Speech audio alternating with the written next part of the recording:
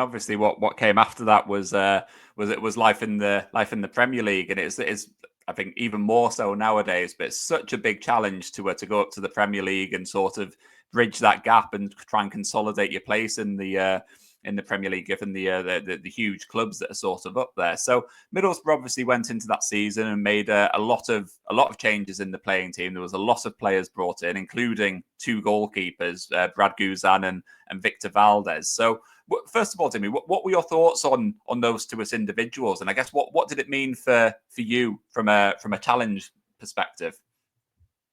I wasn't sure. For me, it wasn't again. I wasn't phased or I didn't feel threatened by it because I always welcome competition, and I thought two new goalkeepers, two new challenges for me, and a chance for me to improve even more.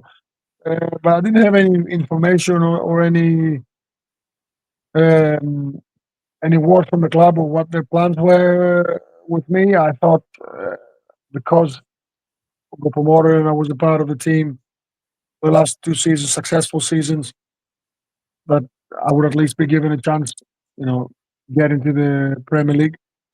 Uh, so no one spoke to me. No one said to me, "Look, you're going to be number three or not in the squad for this season." Because if it did, I would have said, I would have had my saying or say, okay, then I want to go and play. And I did have offers to go, other clubs wanted me. Uh, but Middlesbrough never really negotiated or even thought about letting me go. I was always being reassured that I was a part of the team, a part of the plan. And it was frustrating because I couldn't break into the squad, never mind the team.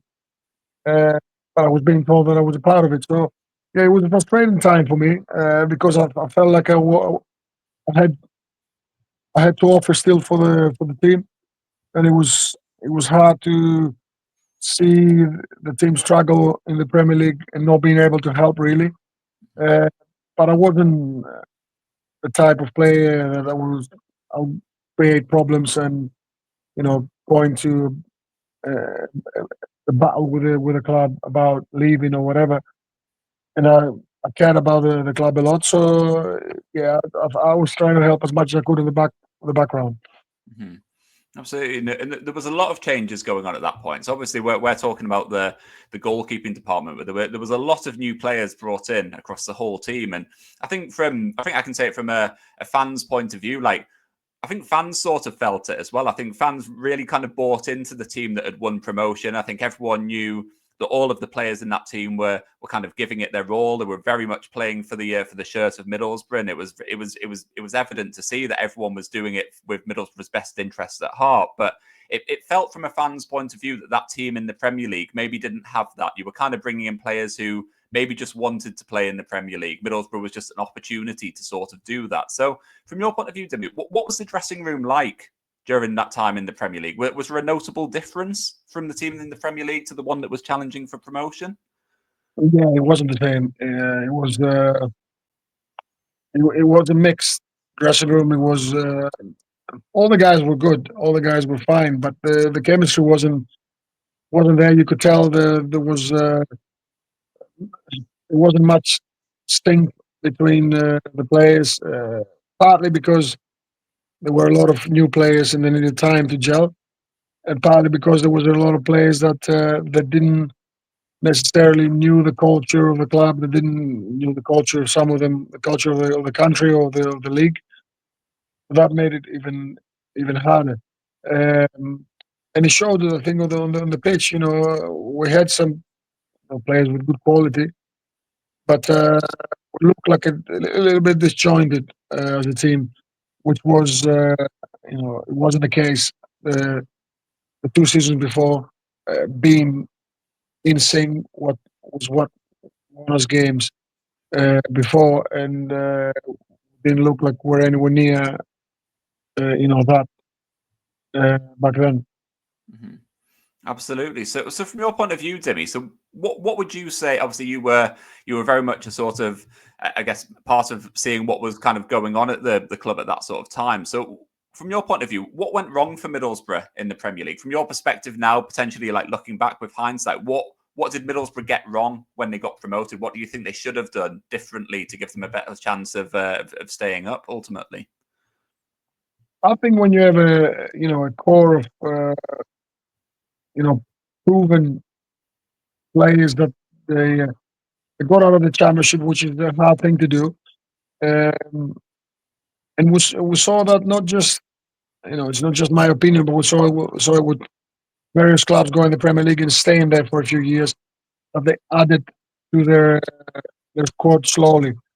So they added quality slowly. So naturally, when you go to the Premier League, you're going to be a better player because you're playing against better players. So bring it slowly, better quality in your team, and let it blend. I think that makes it easier. Uh, Helps the players who got there to become better, and also helps the new players to get integrated to the team quicker and become a better unit.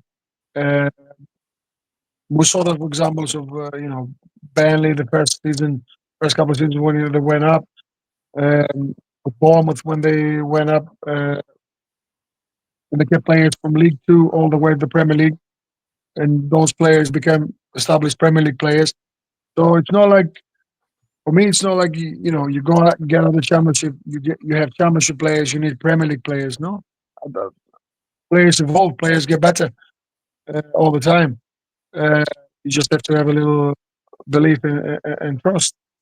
So yeah, for me that was the key. We brought a lot of players, a lot of them good players, uh, but there was no gel between the players.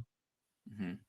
Absolutely. And from your point of view, Dimi, so what was it like playing alongside someone like Victor Valdes? Obviously, he came into Middlesbrough. He'd had a legendary career at international level and with Barcelona, and he'd been with Manchester United. So, from your point of view, what was it like? What was the experience like rubbing shoulders with someone who had kind of been there and done it at the very highest level of the game? It was fine. And when he first came, I thought what a great opportunity for me to challenge someone who's done all that. We had a great career. Um, his mentality was different. I don't think he was as committed to Middlesbrough or football in general that season. Um, and he had a different mentality than me altogether. We did get along fine, uh, but it wasn't. We were on the same page, if you want to call it, as in what we're trying to achieve or how much you push ourselves. Uh, I guess if you're coming from a career, playing the Champions League and stuff, you see going to Middlesbrough as a downgrade. Uh, but for me, it was where I wanted to be. I wanted to be in the Premier League, and I wanted to stay there. Uh, so yeah, I think the level of responsibility that everyone felt at the club, every one of the players wasn't the same level. Mhm. Did that make things even more frustrating for you? Obviously, we said before about how you felt that you should have been getting an opportunity as with Middlesbrough in the Premier League. I know that I'm pretty sure every single fan thought the same thing, that you deserved an opportunity to carry on being Middlesbrough's number one, particularly given how dominant you were in the Championship. So did that make it even more frustrating that at that point you were being kept out of the team by someone who, reading between the lines of what you're saying, his heart wasn't really in it? Yeah, it was very frustrating. It was, you know, deeply frustrating because when you see you can help, but you really can't, it's strange. Uh, I knew most of the boys, especially the ones from that we got promoted, wanted me back because they felt more at ease.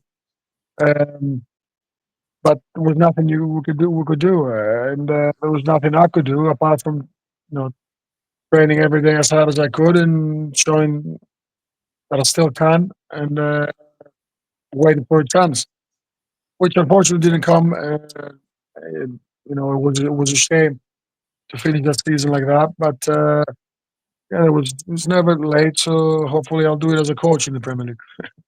Absolutely. We'll get on to that in just a little bit because I'm really interested to hear about what you're up to now and your sort of plans for the future. And so I think just rounding off that time in the Premier League. So obviously, Aitor Karanka left the club towards the end of the season, and it sort of felt that from that point on, that he wasn't really replaced as manager. It was Steve Agnew who took over for the rest of the season. It did kind of feel that it was sort of just a case of seeing out the season at that point. So what were your thoughts when Karanka left the club, and did you see it coming?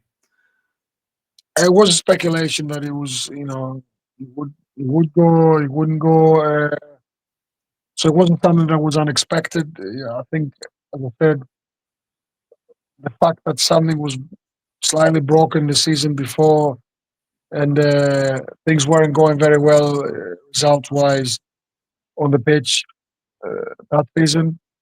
I think, I saw it as a matter of when. Uh, I was expecting him to finish the season and then maybe this to happen, but obviously uh, people above him decided that it was the time. So yeah, it wasn't something that unexpected. I don't think many fans were shocked uh, by it. Uh, Maybe the timing was maybe a little bit early, but again, it was something that it was brewing. I think.